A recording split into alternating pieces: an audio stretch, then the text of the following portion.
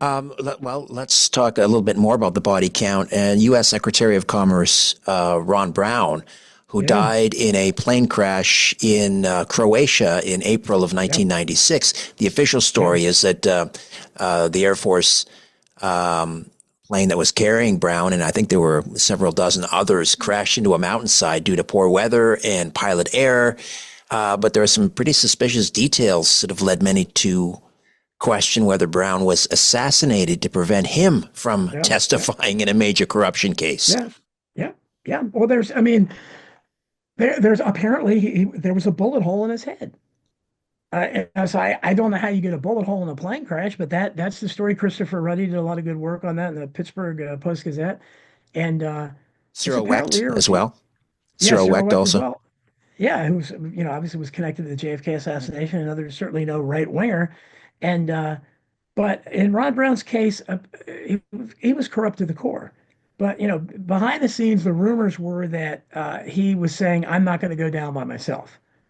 And apparently, he thought he was because he was under investigation, and he thought he was going to be thrown out as a sacrificial lamb, and he was going to talk. And he unfortunately let it be known he was going to talk. And I had when I was on a show. First, I thought it was Coast to Coast, but it wasn't. It was I was on some red pill show, I think it was, and they had callers.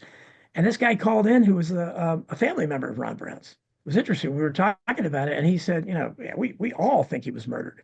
Our entire family thinks he was murdered. And so it's when you look in these families, the ones that will talk, they pretty much all they know the real story. But and Ron Brown, you had the stewardess that survived the crash and then died mysteriously. That you could have maybe been able to tell the story, and then you had afterwards, and I had the details of that very strange death of a woman. I don't know if she was involved with Ron Brown, but she was a close aide to him, a woman, and she was found. Her body was found naked in a closet, I think, of her office at the Commerce Department, dead. I mean, again, Wow. who dies like that? And again, Yeah. this is beyond mafia, and it was after the Ron Brown's death, so maybe she was going to talk. I don't know, but you have so many things. You have the Starbucks murders. I went into that in detail as well, where they framed some black guy that had nothing to do with the crime, and I've tried to find him in the prison system. It's impossible. If he's alive, you can't find him, and he didn't do it. There's no way. But and a lot of people think that they were looking for Monica Lewinsky at that time because they one of the people that were killed in the Starbucks killing was another former intern in the White House. Just happened to be. And so it's these things. It's fascinating exploring it, especially because the media won't go there. And again, you can't look at you look at JFK or well, LBJ had a big body count, but you know JFK or Eisenhower, people like you're not going to find this stuff.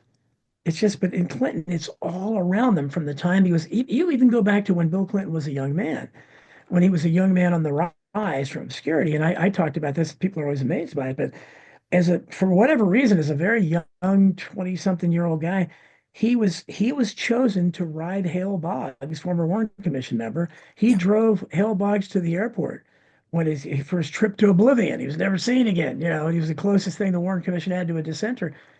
Yeah, so this guy's been connected to things, from the time that he was a young adult. And wasn't Hillary Clinton rather, she was Hillary Rodham at the time.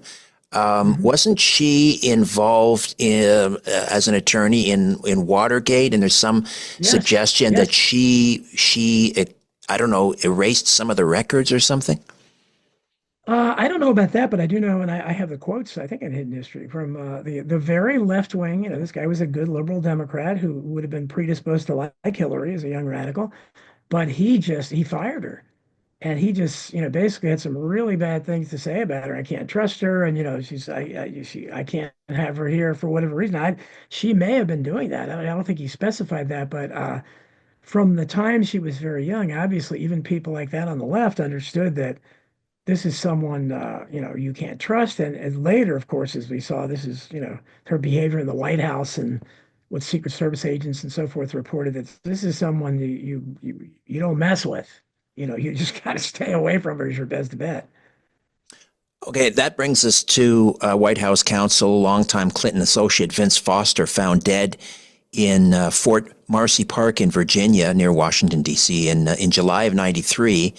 Officially, it was ruled a suicide. Many believe Foster knew too much about Whitewater and Hillary Clinton's legal dealings and other corrupt activities.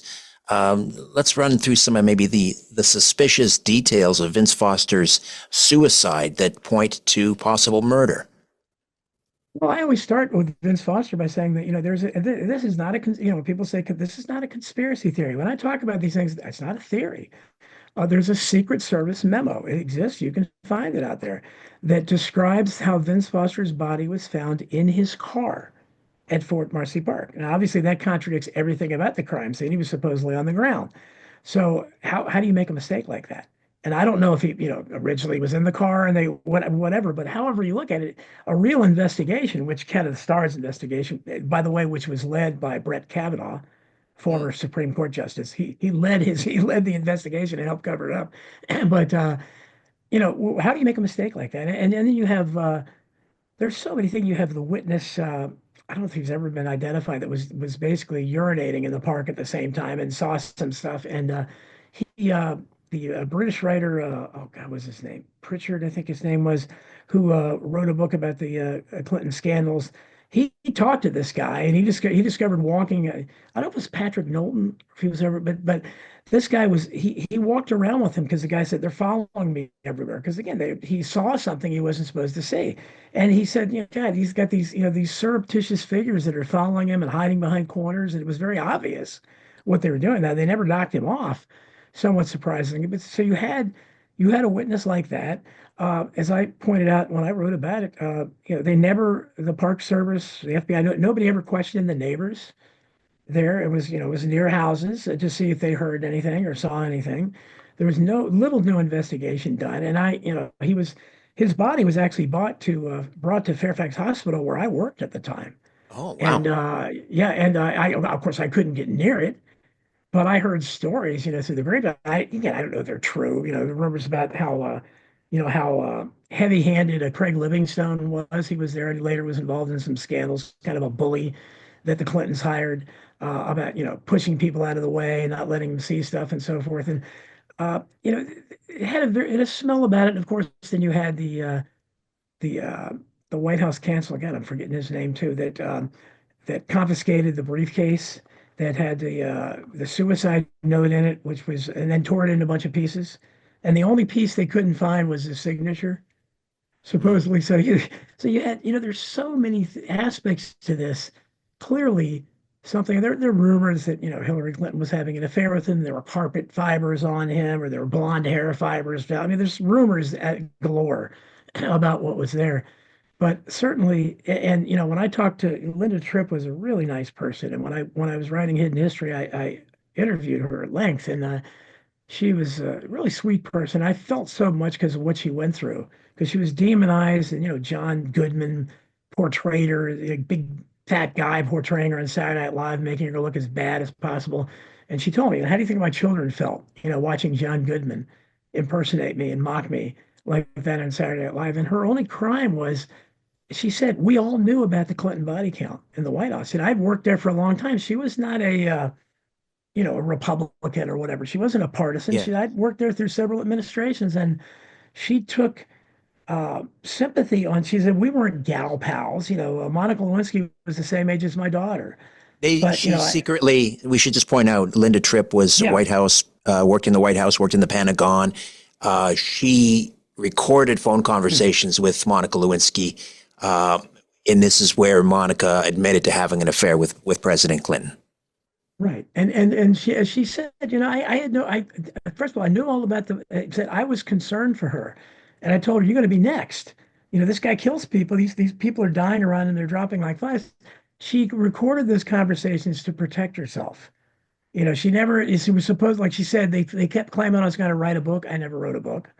She never made any money off it. So she was demonized, thoroughly demonized. And but it's interesting when you talk to her because she talks about the atmosphere that was in the White House. That all those women that were working there in that office, they knew about it. It was God, they gossiped. They gossiped about it just like a lot of us did back then about the body count. So and when Vince Foster died, they knew him, and obviously there was a lot of speculation there. And they heard about the suicide note being torn into a bunch of pieces and the signature never being found. So there's, obviously there's, I don't think, I'm trying to remember back on this, if they ever found the bullet or whatever. There's so many. Again, if you look at it, there's so many questions surrounding it, starting with the Secret Service memo. See, if I'd been on Kenneth Starr's, if I had Kavanaugh's position, I would have found the people that wrote the Secret Service memo, and those would be the first people I would have called and said, okay, how do you, what is this? Was his body in the car? Well, why would you possibly, how do you make a mistake like that? His body was on the ground at Fort Marcy Park. Why are you saying it was found in the car? Hmm. Explain that.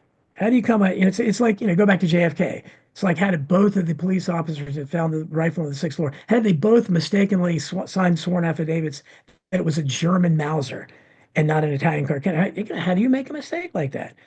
People make mistakes, but you both made the exact same mistake. And in this case, how do you, I mean, I don't see how you can mistake a body on the ground for being in the car. That doesn't make any sense. So my investigation of it would start there.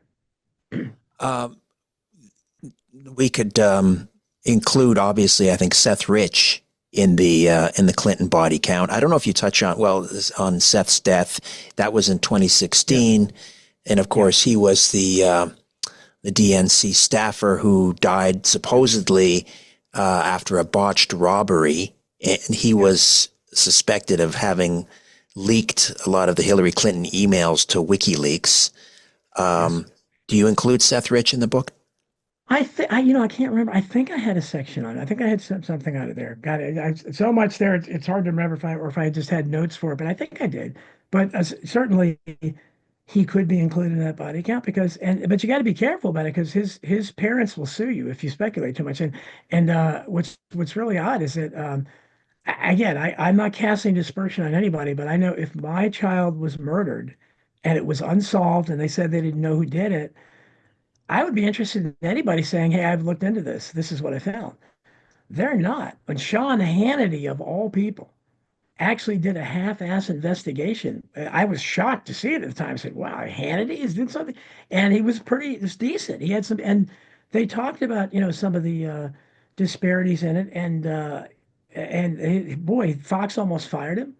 The parents threatened to sue.